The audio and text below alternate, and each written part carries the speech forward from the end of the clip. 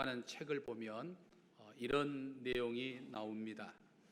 어떤 사람이 한 낙천주의자에게 행복해지는 비법을 물었습니다.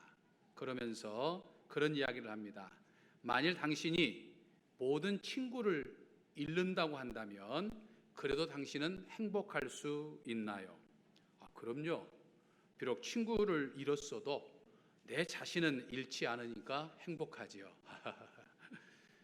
그럼 길을 가다가 진흙탕에 빠졌는데도 그렇게 웃을 수 있겠습니까? 그럼요. 제가 빠진 곳은 깊은 연못이 아니라 고작 진흙탕이지 않습니까?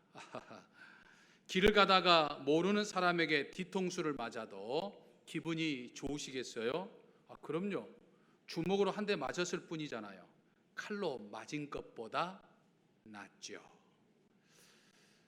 참 쉽지 않는 일인데 정말 살다 보면 친구를 잃어도 또 진흙탕에 빠져도 때로는 낯선 사람에게 한 대를 맞아도 웃을 수 있는 그렇게 긍정적인 사람을 우리는 만날 수 있습니다. 그런 사람과 이야기를 나누다 보면 사실은 저절로 웃음이 나오기도 하고 또 나도 모르게 생각이 밝아지는 것들을 우리는 느끼게 되죠. 저는 오늘 주회전에 나와서 예배를 드리는 저와 여러분 한 분 한 분이 바로 그런 사람이었으면 좋겠습니다. 그래서 세상 사람들이 저와 여러분을 만나면 참 즐겁고 그리고 행복했으면 좋겠습니다. 이번 한 주도 정말 하나님을 기쁘시게 하는 삶은 물론이거니와 나와 만나는 모든 사람을 행복하게 하는 저와 여러분이 되시기를 주님의 이름으로 간절히 축원합니다. 우리 옆 사람 그리고 앞뒤 사람과 인사 나누기로 합니다. 나는 당신의 행복이 되기를 원합니다. 저는 장로님 행복이 되기를 원합니다. 아멘. 아멘.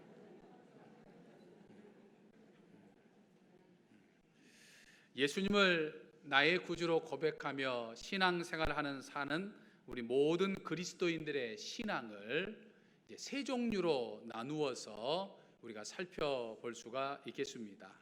첫 번째 종류의 신앙은 무엇 때문에라고 하는 신앙입니다. 어떤 일의 결과에 따라서 반응하는 이 상대적인 신앙이죠. 하나님께서 내 기도를 응답해 주셨기 때문에, 하나님이 내게 은혜를 베풀어 주셨기 때문에 하나님을 믿는 것이죠. 그래서 인과적인 신앙이다 이렇게 말하기도 합니다. 두 번째 종류의 신앙은 만일이라고 하는 신앙입니다. 하나님께서 만일 내게 어떤 조건을 들어주시면, 그러니까 하나님께 어떤 조건을 내걸면서 그 조건에 따라서 반응하는 신앙생활이 되겠습니다. 하나님께서 내게 이러이러한 것을 해 주시면 나도 이러이러한 것을 하겠습니다. 하나님, 내가 하나님을 위해서, 교회를 위해서 이러이러한 것을 할 터이니 내게 이러이러한 것을 해 주십시오 라고 하는 신앙이죠. 하나님께서 선처해 주시고 하나님께서 은혜를 베풀어 주시면 하나님을 믿고 감사하겠다라고 하는 신앙입니다. 그래서 이 신앙을 조건적인 신앙 이렇게 우리는 말할 수 있겠습니다. 세 번째 종류의 신앙은 그럼에도 불구하고 신앙입니다. 이것은 뭐뭐 때문에 또는 뭐뭐 때문이라는 상대적인 신앙과 또는 만약이라고 하는 조건적인 신앙과는 반대되는 것으로 절대적이고 무조건적이죠. 어떤 이유나 조건을 내세우지 않고 하나님을 무조건 사랑하고 하나님을 감사하고 하나님을 믿고 따르는 신앙을 의미합니다. 감사할 만한 상황이 전혀 아닌데 그럼에도 불구하고 감사하는 신앙이죠. 지금 내 상황을 살펴보면 전혀 기뻐할 만한 일도 없는데, 아니 오히려 기뻐하기보다는 내 삶이 버겁기도 하고 지금 자식 때문에 또는 집안의 여러 가지 일 때문에 참으로 속상하게 일이 생겼는데 그럼에도 불구하고 기뻐하는 신앙입니다. 이 신앙을 그렇게 아니하실지라도 신앙이라고 말하기도 합니다. 예전 개역 성경에 의하면 그리 아니하실지라도 라고 하는 신앙이죠. 그래서 복음성가에도 그리 아니하실지라도 가사를 넣어서 복음성가가 나오는 것도 보게 됩니다. 이 세 번째, 그렇게 하지 아니하실지라도, 이 신앙은 하나님께서 오늘 우리에게 원하시는 신실한 신앙이죠. 오늘 본문에 등장하는 이 다니엘의 세 친구의 모습이 바로 그런 신앙의 모습을 우리들에게 보여주고 있습니다. 다니엘의 세 친구로 알려진 사드락과 메삭과 아베느고는 기원전 605년경에, 그러니까 예수님이 이 땅에 오시기 605년 전에 이 바벨론이라는 나라에서 남유다가 1차 침략을 받게 되는데, 그 1차 침략을 받았을 때 다니엘을 비롯해서 다니엘의 세 친구는 여러 사람들과 함께 바벨론의 포로로 끌려가게 되었습니다. 당시 바벨론 제국은 자신들이 정복했던 모든 나라들을 효과적으로 통치하기 위해서 이 포로들 중에서 유능한 소년들을 선발하여 교육을 시킵니다. 그러니까 바벨론화 하는 거죠. 생각하는 것, 또 습관적인 것, 또 생활하는 것, 그 모든 것이 다 바벨론식으로 살도록 만들기 위해서 이제 훈련을 합니다. 과거 일제가 우리 민족성을 없애기 위해서 일본화 시키려고 했던 것처럼 지금 그렇게 했다는 거죠. 그래서 그들을 바벨론 제국 왕궁에서 이제 바벨론식으로 철저히 훈련을 시킵니다. 다니엘과 다니엘의 세 친구도 바로 이 바벨론 제국에 정복한 이 유대와 또 포로로 끌려온 유대인들을 효과적으로 통치하기 위해서 이제 선발된 이 학생들이었다라고 하는 거죠. 그들은 약 3년 동안 바벨론 왕궁에서 훈련을 받은 후에 바벨론 제국이 통치하는 지방을 다스리는 이제 관리가 되었습니다. 그런데 얼마 후에 정말 그들에게 큰 위기가 다가오게 되었습니다. 당시 대제국을 건설했던 이 바벨론의 왕이었던 이 느부갓네살은 대외적으로는 자신의 어떤 힘, 그리고 바벨론 제국의 힘을 가시하고자 싶었고, 또 대내적 국가 안으로는 자신의 어떤 왕권을 강화하고자 하는 그 목적을 가지고 있었습니다. 그래서 그 목적을 이루기 위해서 자신의 모습과 똑같은, 자신의 형상을 한 거대한 금 신상을 만들어서 이제 제국 내 어디서나 볼 수 있도록 세웠다라고 하는 거죠. 그 높이가 30m라고 그랬으니까 아마 요즘으로 말하면 아파트 한 10층 정도 높이 될까요? 30m 정도 높은, 또 그리고 넓이는 한 3m 정도 되는 거대한 금 신상을 세웠습니다. 그리고 제국 내에 있는 모든 관리들을 이 금 신상을 이제 완공하고 세운 낙성식에 참여해 가지고 그 금 신상을 향하여 이제 절을 하도록 명령을 하게 된 거죠. 그러면서 만일 이 금 신상에 절하지 않으면 누구든지 맹렬히 타는 저 풀무불 속에 던져 처형할 것이다, 화형을 시킬 것이다, 이렇게 엄포까지 냈습니다. 그것은 오직 유일하신 하나님만 섬기겠다고 하는 이 다니엘과 이 다니엘의 세 친구에게는 참 심각한 위기 상황이었던 거죠. 도저히 그들은 신앙의 양심상 하나님을 믿는 자신들이 우상이라고 할 수 있는 이 금신상, 특히 당시의 왕들은 신의 아들이라고도 했고 심지어는 신이라고 하면서 이 신처럼 우상화시키고 신격화했는데, 그걸 나타내는 이 금신상에 절을 한다고 하는 것 도저히 받아들일 수 없는 그런 것이었죠. 그래서 그들은 절하지 않습니다. 결국 그 때문에 고소를 당하여 왕업으로 끌려 나왔죠. 그들의 재능을 안타깝게 여겼던 느부갓네살 왕은 그들을 즉시 풀무복에 집어넣는 즉결 처형보다는 그들에게 기회를 주고 싶었어요. 그리고 금신상에게 절하고 설득합니다. 만일 너희들이 금신상에 절하지 않으면 죽게 될 것이다 라고 이야기하면서 엄포를 놨고, 그 어떤 신도 너희들을 내 손에서 건져낼 수 없을 것이다, 이렇게 호언장담을 했습니다. 그러나 그들은 그러한 왕의 호의, 왕의 제안을 단호하게 거절합니다. 이런 지하에 거절하죠. 그러면서 느부갓네살 왕에게 그렇게 이야기를 합니다. 16절 이하를 보면, 왕이시여, 우리가 이 일에 대하여서 왕과 이야기할 필요 없습니다. 왕에게 대답할 필요도 우리는 느낄 수 없습니다. 우리가 섬기는 하나님이 우리를 저 맹렬히 타는 풀무불에서 능히 건져내시겠고 왕의 손에서도 건져내실 겁니다.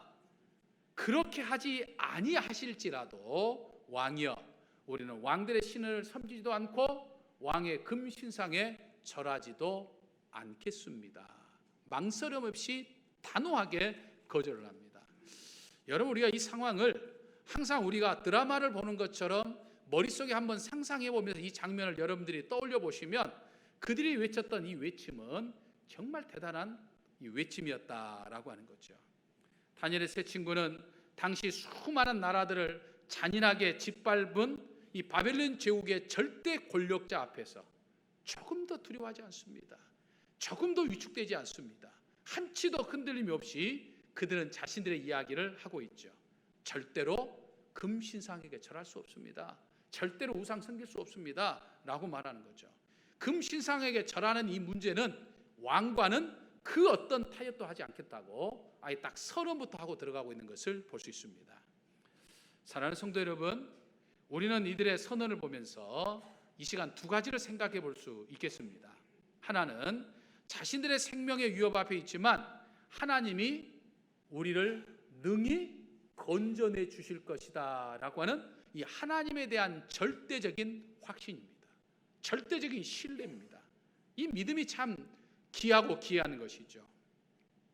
느부갓네살 왕은 지금 저 다니엘의 세 친구의 생명이 대제국을 건설한 절대 권력을 가지고 있는 자기 손 안에 있다고 생각을 했습니다. 내 손에 달려있다고 생각을 했습니다.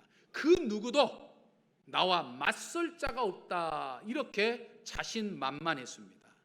이것은 비단 느부갓네살 왕뿐만 아니라 당시의 통치자라고 하면 누구나 가질 수 있는 그런 생각이었죠. 통치자들은 자신들의 손에 들려진 이 절대적인 권력을 가지고 다른 사람의 생명까지도 좌우할 수 있는, 다른 사람의 생명을 담보로 그들을 위협하고 그들을 협박해서 자신들의 목적을 이룰 수 있고 자신들을 섬길 수 있다고 그렇게 생각을 했습니다. 실제로 그런 절대 권력을 가지고 있었던 사람들이 왕이었습니다. 그런데 이런 절대 권력을 갖는 것은 왕정 체제뿐만 아니라 사실은 오늘을 살아가는 이 현대에도 그다지 달라진 것은 없죠. 쥐꼬리만한 권력이 있거나 힘이 있으면 내가 다른 사람보다 조금 더 위에 있다고 생각하면, 내가 다른 사람보다 조금 더 낫다고 생각하면, 내가 다른 사람보다 돈을 좀 더 가지고 있다고 한다면 자신보다 힘없는 사람에 대해서 갑질을 해대는 사람들이 우리 주변에 얼마나 많은지 몰라요. 이게 세상의 논리입니다. 그래서 사람들은 그 논리에 무너지는 것들을 보게 되죠. 느부갓네살 왕은 세 사람의 생사 여탈권은 자기 손에 달려있다고 생각을 했지만, 하지만 세 사람은 아니라는 거예요. 왕에게 내 생명이 달려있는 것이 아니라 내 생명, 우리의 생명은 하나님께 있습니다. 이렇게 지금 고백하고 있는 거죠. 그러니 그들에게는 왕도 아무런 위협의 대상이 되지 못했고 저 타는 맹렬한 푸른불도 결코 두려움의 대상일 수는 없는 거죠. 하나님에 대한 절대적인 신뢰, 하나님에 대한 절대적인 믿음, 하나님이 우리를 지켜주실 겁니다, 하나님이 나와 함께 하실 것입니다 라고 하는 이 절대적인 믿음을 그들은 가지고 있었습니다. 실제로 그 믿음대로 되었던 것을 성경과 이스라엘 민족의 역사는 우리들에게 증언해주고 있죠. 하나님이 왕의 손에서 맹렬하게 타는 풀무불 가운데서 능히 건져주시라는 그들의 선언은 하나님만이 우리의 구원자입니다 라고 하는 고백이죠.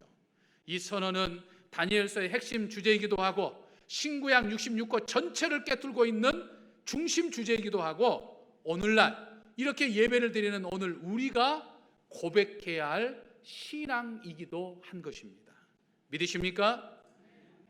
생명을 위협하는 왕의 제안을 일축할 수 있는 이 세 친구의 용기도 바로 여기에 있었던 것을 보게 됩니다. 하나님이 왕의 손에서 맹렬히 타는 저 분문불 가운데서 그 어떠한 상황 속에서도 나를 능히 건져주실 것입니다, 나를 지켜주실 겁니다 라고 하는 이 선언은 오늘 나와 너 그리고 우리 모두의 신앙의 출발점입니다. 우리가 믿음 생활을 한다라고 하는 이 믿음 생활의 출발점이어야 한다라고 하는 것이죠. 하지만 오늘날 우리 주변의 수많은 그리스도인들이 이런 신앙적인 확신이 부족해가지고 아주 작은 시련과 또 어려움이 와도 염려하거나 낙심하거나 무너지는 모습들을 우리는 자주 보게 되죠. 세상 유혹에 속절없이 굴복하는 모습들을 보게 됩니다. 하지만 사랑하는 성도 여러분, 우리는 작은 시험 앞에서도 무너지는 그런 나약한 성도가 아니라 정말 이 다니엘의 세 친구처럼 어떤 시련 앞에서도 그 어떠한 생명의 위협 앞에서도 하나님이 나를 지켜주십니다, 하나님이 나를 능히 건져주실 것입니다 라고 하는 이 믿음을 잃지 않아야 한다라고 하는 거죠. 여러분, 우리가 신앙 실천, 행복한 세상 만들기는 바로 이런 신앙, 내가 이런 각오, 하나님을 향한 절대적인 이 믿음으로부터 시작된다. 이 믿음이 없으면 자꾸 우리는 흔들려요. 행복한 세상을 만들지 못하고 오히려 세상이 자꾸만 악해져 가는데 동조하는 그런 삶을 살게 된다라고 하는 거죠. 그러므로 사랑하는 성도 여러분, 여러분들의 삶의 자리에서 나를 능히 건져주시는 이 하나님을 향한 절대적인 믿음을 가지고 그 믿음을 여러분들의 삶의 자리에서 하나하나 드러내며 사시기에 부족함이 없는 저와 사랑하는 성도 여러분 되시기를 주님의 이름으로 간절히 축원합니다. 오늘 우리는 이 다니엘의 세 친구의 선언을 보면서 생각해 볼 수 있는 또 하나를 우리는 생각해 볼 수 있습니다. 그것은 그렇게 하지 아니하실지라도 라고 하는 신앙이죠. 능히 건져내 주실 것이다 라고 하는 신앙뿐만 아니라 그렇게 하지 아니하실지라도 라고 하는 신앙도 우리에게 있어야 함을 우리는 깨달아 볼 수 있습니다. 다니엘의 세 친구가 왕의 해유와 왕의 협박과 위협 속에서도 굴복하지 않을 것은 하나님이 능히 나를 지켜주실 것입니다 라고 하는 믿음도 있었지만 더 나아가서 그렇게 하지 아니하실지라도, 그리하지 아니하실지라도 라고 하는 신앙이 있었기 때문임을 볼 수 있습니다. 무슨 말입니까? 생명의 주관자신 하나님께서 능히 왕의 손과 풀무불에서 건져주신 능력이 있으신, 권세가 있으신 하나님이지만 그 하나님의 뜻이 계셔가지고 설령 그렇게 하지 않아도, 다시 말해서 우리에게 왕의 손에서 우리를 건져주지 않고 우리를 저 풀무불에서 건져주지 않고 설령 우리가 저기서 화형당해 죽는다 할지라도 우리는 흔들리지 않습니다 라고 하는 것을 이야기해요. 그러니까 전적으로 하나님께 모든 걸 맡기고 있는 거예요. 하나님께서 자신들을 구해 주시든지 구해 주지 않든지 전적으로 하나님의 뜻에 맡기겠다고 하는 이 철저한 순종의 신앙도 그들에게 있었다는 이야기죠. 여러분, 이 다니엘 세 친구의 말과 행동을 보면요, 이 다니엘의 세 친구는 아예 처음부터 죽기를 각오하고 있었다라고 하는 것을 우리는 생각해 볼 수 있겠습니다. 예전 성경인 개역 성경을 우리가 살펴보면 우리는 지금 이제 개역 성경을 조금 더 번역을 좀 잘못된 부분, 오역된 부분을 좀 더 잘 번역하고, 그리고 오늘 우리 언어에 맞게 순화해서 이제 개역 개정판이라고 하는 성경을 가지고 있지만, 예전 성경 개역 성경이 여러 가지 오자들이 많고 잘못 번역된 부분도 있지만 또 어떤 부분에서는 그 개역 성경으로 읽으면 훨씬 그 어감이 실감 있게 이 와닿는 내용들이 없지 않아 있어요. 그 대표적인 것 중에 하나가 오늘 본문 14절의 말씀입니다. 14절의 말씀 하반절에 보면 느부갓네살이 그런 이야기를 합니다. 사드락과 메삭과 아벳느고야, 너희가 내 신을 섬기지 아니하며 내가 세운 금신상에 절하지 아니한다 하니 사실이냐, 이렇게 지금 표현하고 있습니다만, 예전에 가지고 있었던 개역 성경에 보면 짐짓 그러하였느냐 이렇게 번역이 되어 있습니다.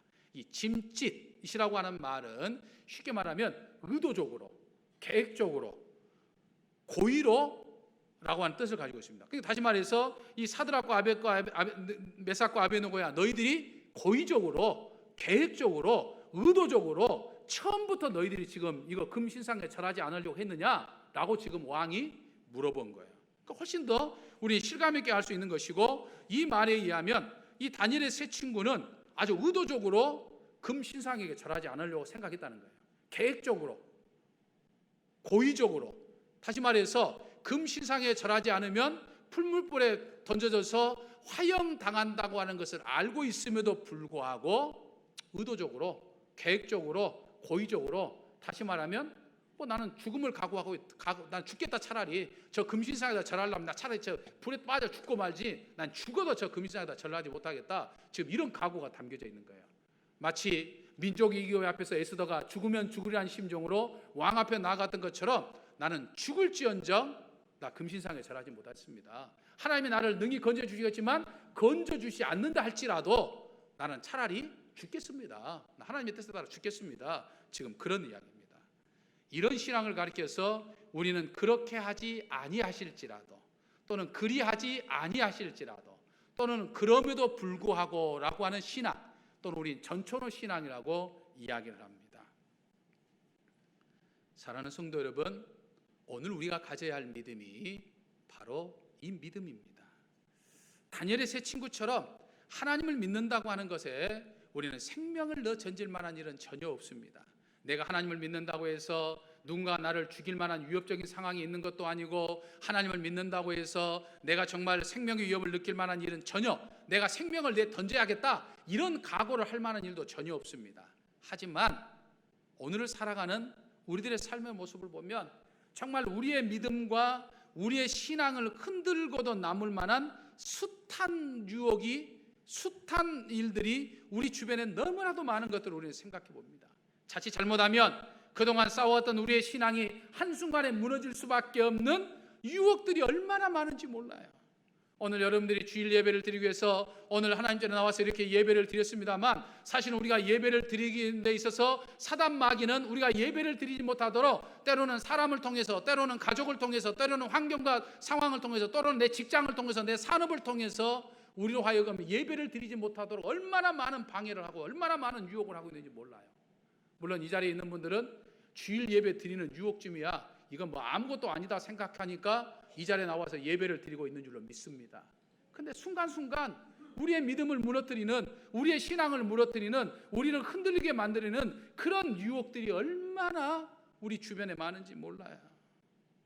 굳건한 믿음, 왜곡되지 않는 믿음, 한결같은 믿음의 삶을 살기 어렵도록 사단 마귀는 지금도 숱한 장애물들을 우리 앞에 설치해 놓습니다.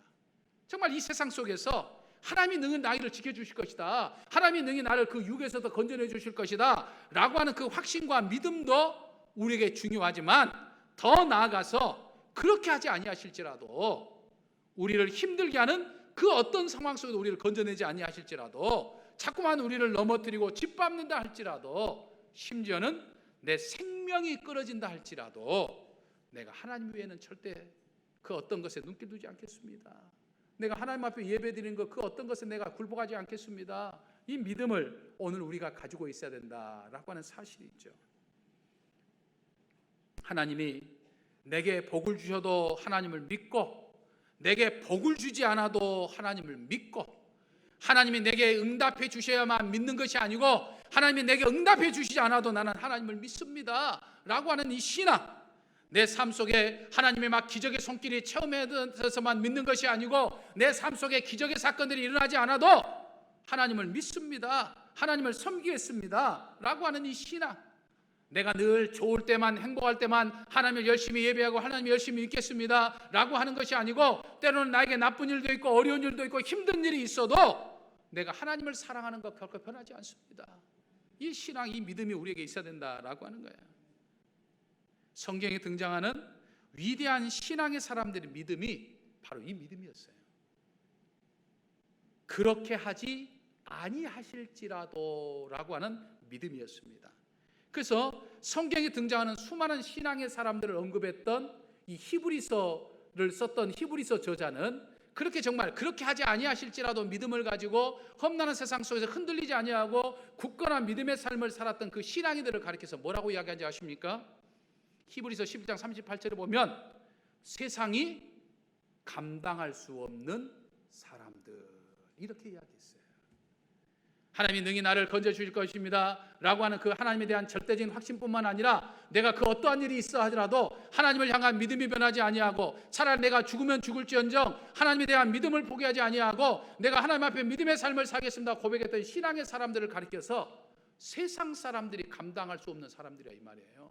그런 영적 권세가 있었던 사람들이다라고 하는 사실이에요. 그 사람들이 하나님의 일을 해나갔고 그 사람들이 세상을 변화시켰습니다. 그리고 하나님은 오늘 나를 통해서 하나님의 일을 해나가기를 원하시고, 오늘 나를 통해서 이 세상을 행복한 세상으로 만들어가기를 원하십니다. 오늘 내가 정말 세상이 감당할 수 없는 영적 권세를 갖는 그런 사람이 되기를 원한다 이 말이에요.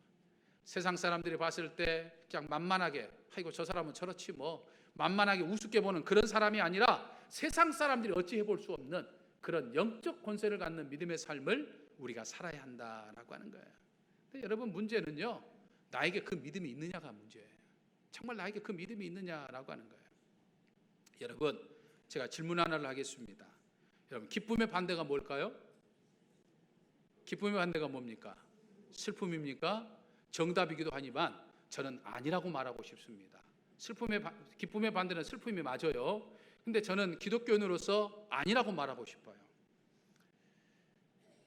감사의 반대는 뭘까요? 감사의 반대. 불평과, 이제 제가 아니라고 이야기하기 대답을 안 하신 것 같아요. 여러분들 다 생각하기 맞아요. 불평과 원망이 감사의 반대입니다.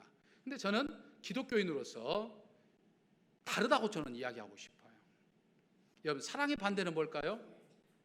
사랑의 반대, 미움, 증오, 이런 거죠. 근데 저는 아니라고 말하고 싶어요.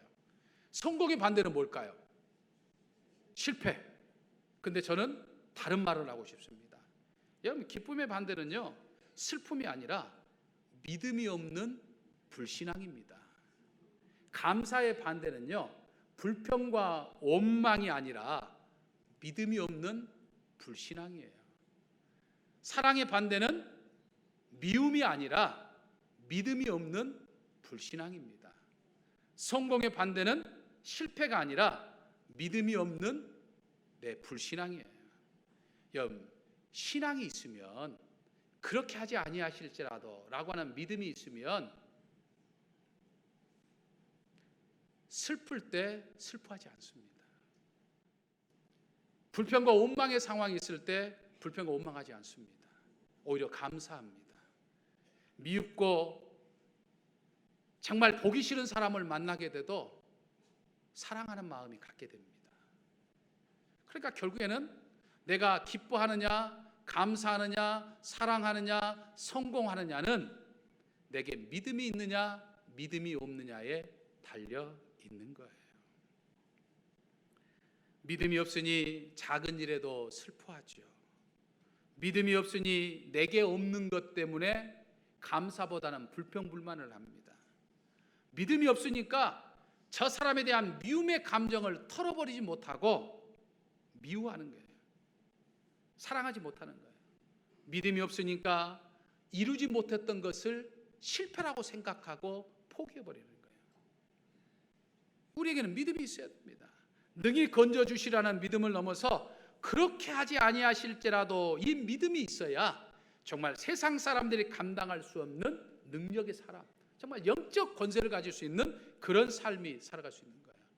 그런 믿음이 있으면 그 누가 두려울 거 있겠습니까? 오히려 사단마귀가 벌벌 떨고 수많은 병마가 다 물러가고 악한 것들이 다 물러가는 역사가 우리의 삶 속에 일어나게 될 줄 믿습니다. 그런 믿음이 있는 우리 가운데 좋은 일들, 행복한 일들, 사랑이 넘치는 일들, 감사가 넘치는 일들, 기쁨이 넘치는 일들, 평화가 넘치는 일들, 세상이 행복해지게 되게 될 줄로 믿습니다. 이 믿음을 이번 한 주도 갖고자 힘써 노력하는 저와 여러분이 되시기를 주님의 이름으로 간절히 축원합니다. 할렐루야. 사랑의 아버지 하나님, 저희가 세상